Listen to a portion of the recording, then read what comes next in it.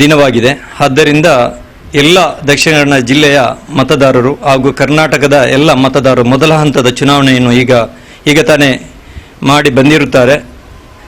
ಇವತ್ತು ಈ ಒಂದು ಚುನಾವಣೆ ದೇಶದ ಒಂದು ರಕ್ಷಣೆಗೆ, ಸಂವಿಧಾನದ ರಕ್ಷಣೆಗೆ ಹಾಗೂ ಸರ್ವಾಧಿಕಾರಿಯನ್ನು ಮನೆಗೆ ಕಳಿಸುವಂಥ ಒಂದು ಚುನಾವಣೆಯಾಗಿದೆ. ಆದ್ದರಿಂದ ಈ ಚುನಾವಣೆಯಲ್ಲಿ ನಾವು ಜಾತ್ಯತೀತ ಪಕ್ಷವನ್ನು ಬೆಂಬಲಿಸಿ ಮುಂದಿನ ಉತ್ತಮವಾದ ಈ ದೇಶಕ್ಕೆ ಒಂದು ಜನನಾಯಕನನ್ನು ಆರಿಸಲಿಕ್ಕೋಸ್ಕರ ನಾವು ಎಲ್ಲರೂ ಪಣತೊಟ್ಟು ಈ ಲೋಕಸಭಾ ಚುನಾವಣೆಯಲ್ಲಿ ಜಾತ್ಯತೀತ ಪಕ್ಷ ಹಾಗೂ ಕೋಮುವಾದಿ ಪಕ್ಷಗಳನ್ನು ಸೋಲಿಸುವಂಥ ಒಂದು ನಿಟ್ಟಿನಲ್ಲಿ ಈ ಸಲ ನಾವು ಚುನಾವಣೆಯನ್ನು ಮಾಡಿರುತ್ತೇವೆ. ಆದ್ದರಿಂದ ನಮ್ಮ ಮಂಗಳೂರಿನ ಲೋಕಸಭಾ ಚುನಾವಣೆಯಲ್ಲಿ ನಿಂತಹ ಅಭ್ಯರ್ಥಿ ಪದ್ಮರಾಜ್ಯವರು ಬಹುಶಃ 50,000 ಮತಗಳ ಅಂತರದಿಂದ ಅವರು ಜಯಗಳಿಸಿ ಬರುತ್ತಾರೆ ಎಂದು ನಮ್ಮ ಅನಿಸಿಕೆ. ಮತ್ತು ಕರ್ನಾಟಕ ರಾಜ್ಯದಲ್ಲಿ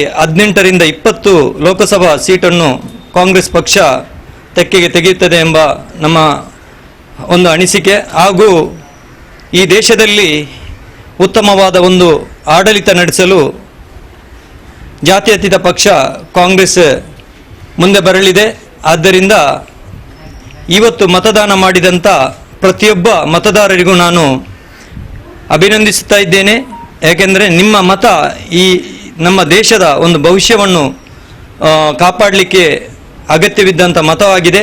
ಆದ್ದರಿಂದ ಮುಂದಿನ ಈ ಚುನಾವಣೆ ನಮ್ಮ ಜನಸಾಮಾನ್ಯರ ರಕ್ಷಣೆಗೆ, ಸಂವಿಧಾನ ರಕ್ಷಣೆಗೆ, ದೇಶ ರಕ್ಷಣೆಗೆ ನಾವು ಇವತ್ತು ಮಾಡಿದ ಅಂಥ ಮತದಾನವೂ ಆಗಿದೆ.